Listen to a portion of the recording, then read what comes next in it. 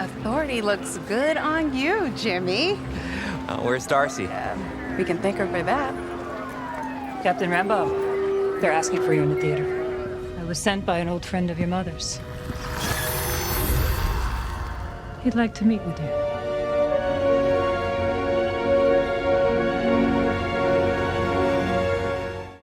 Welcome back, everyone. This is going to be my WandaVision post-credit scene for Monica Rambeau, Captain Marvel 2, and all the other Nick Fury stuff that they were setting up. So we'll break it all down. If you're brand new to the channel, be sure to subscribe to get all the videos. I'll be doing Falcon and Winter Soldier episodes starting next, and then we'll get the Loki episodes. So I'll be doing videos for all that stuff this year.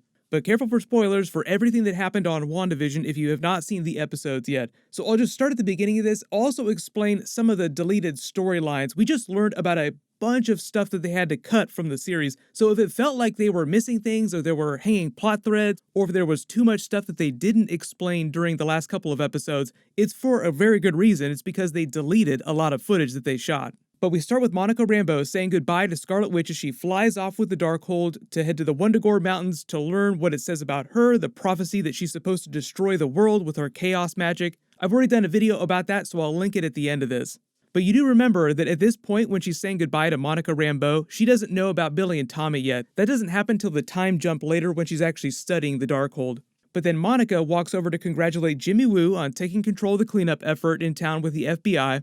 There was actually a writer on Twitter, after I think it was episode 5 had aired a couple weeks ago, who said that Marvel had actually invited him to pitch a Jimmy Woo Marvel spin-off series for Disney+, like Agents of Atlas or something like that. Like make it X-Files in the MCU with Jimmy Woo and Darcy doing the Mulder and Scully thing, just investigating similar types of events as Wanda and the Hex in the MCU. No idea if that'll wind up happening, but it's just a good example of Marvel recognizing how popular characters come up that they didn't expect to be popular, and like, okay, if people like this, we'll give them more of this character. Kevin Feige didn't specifically say what their plans were for Jimmy after WandaVision, but I'm also assuming that he'll cameo again during Ant-Man 3 Quantumania because he's from the San Francisco area to begin with, so he has a connection with those characters. But on top of that, everyone loved his character so much, he became such a big thing during the run of the show, that 100% for sure I'm expecting we're going to see a bunch of him in the next several years popping up all over the place. Early prediction, even if that Jimmy Woo spin-off series doesn't wind up happening, he'll still become like the new version of Coulson, like a Coulson-type character who just shows up all the time in weird places throughout the movies and Disney Plus series.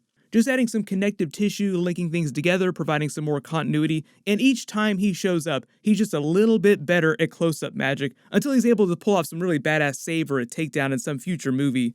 I don't know if he's supposed to show up in Shang-Chi and the Legend of the Ten Rings, but a big part of that movie also takes place in the San Francisco area where the events of Ant-Man and the Wasp took place, so Jimmy Woo would also be nearby. It's pretty easy to explain his presence and why he could show up in that movie. Probably not going to get a trailer for that till the Black Widow movie comes out, but I'll do separate videos about the movies when they give us updates about that. But then they explain what happened to Darcy after she took down Tyler Hayward and just laugh about him getting carted off in handcuffs. No idea if we're going to see Tyler Hayward again. I don't know if they plan on bringing that character back. Anybody who's not dead and locked up in prison could always come back. As part of all the deleted scenes, we actually found out that there was a big storyline and a lot more stuff with Sword in the real world, scenes that they had to get rid of just because they didn't have time to finish them. So as with a lot of things this year, just blame the virus and the slowdown for them having to get rid of a lot of that stuff. So it sounds like he was a much more interesting character before they had to get rid of those scenes. But if you're wondering why Darcy only had that one short scene in the finale and didn't come back after that, it's because she was part of this alternate storyline involving Evan Peters, Senior Scratchy, the Darkhold, and Monica Rambeau that they just had to get rid of, like a really big action scene that they didn't have time to finish the special effects for. I'll include that when I do my deleted scenes video later this week. But just for reference, it doesn't involve Quicksilver really being Quicksilver. He was always going to be that Ralph character. I'll explain that during the video later this week. But if you're wondering, that also explains why it felt like Monica Rambeau didn't do a whole lot during the finale, just because most of those were deleted scenes. But then another FBI agent walks in and tells Monica Rambeau that they want to debrief her in the movie theater, and the marquee reads, "The Tannhauser Gate put the fun in dysfunction." That's mostly a reference to the Blade Runner movie, but the way they're using it in the episode, in the context of the episode, Monica Rambeau walking into the theater with that above, is mostly a reference to the future adventures that she's going to have in outer space with Nick Fury and then in the Captain Marvel 2 movie. I also think that they have more planned for her character based on the way the rest of that scene plays out too. So as she walks into the theater, the agent reveals herself as a Skrull who's working with Nick Fury. An old friend of her mother's heard she was grounded and wants to meet her in space as she points up. Even if you don't remember the plot of all the Marvel movies, I feel like everybody knew that that was Nick Fury.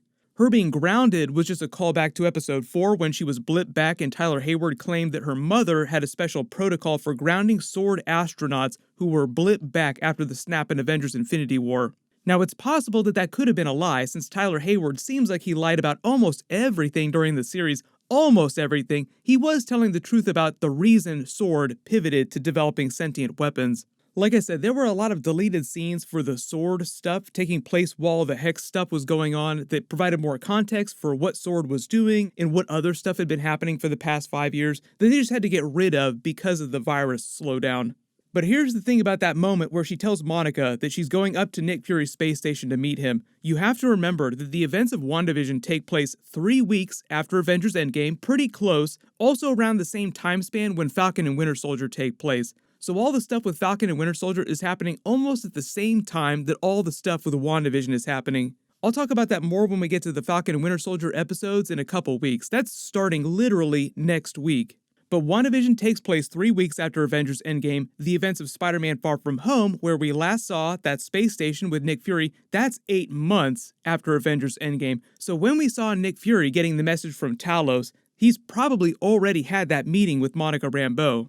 And here's another important detail. There's going to be the Nick Fury Avengers Secret Invasion Disney Plus series next year. That will take place probably before the events of the Captain Marvel 2 movie. So while we know that Monica Rambeau and Nick Fury are going to come back in Captain Marvel 2, I also think that the stuff he wanted to talk to her about ungrounding her, involves some of the plot of the Secret Invasion series.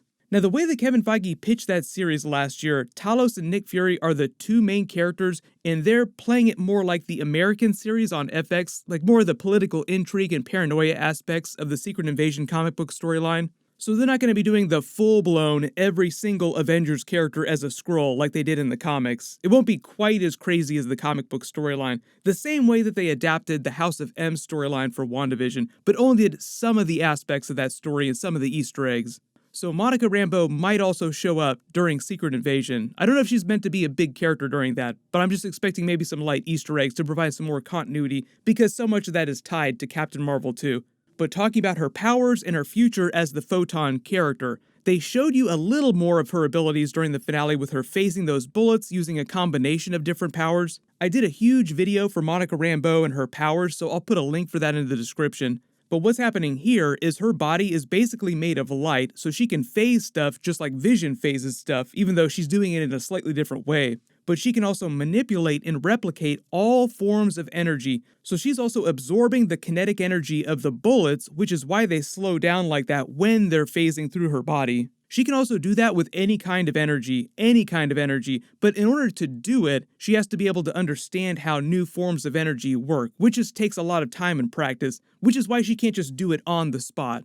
For example, given enough time, she could also probably manipulate Wanda's chaos magic energy if she could understand it. Now that's crazy complex, like she could also manipulate Infinity Stone energy given enough time. That's why she's one of the most powerful characters in the MCU, but it just depends on who's writing her and how they write the character. She can also turn into pure light and then fly at the speed of light, but those are all god-tier abilities that they'll probably save for some of the movies and future sequels, wherever they want the character to show up. So it's not like they introduce the character and then 5 seconds later she goes god-tier. But she has all those abilities right now, she just needs to learn how to use them. It's the same thing with Thor in Thor Ragnarok, like he was always that powerful, he just needed to learn how his powers worked in a more fundamental way. So when she comes back in Captain Marvel 2, she'll probably get a full-blown Photon comic book costume and learn a couple new powers from the comics. And I say she'll probably go with the Photon name, even though she's had many comic book names. Like she's the original female version of Captain Marvel in the comics. She was Captain Marvel before Carol Danvers became Captain Marvel.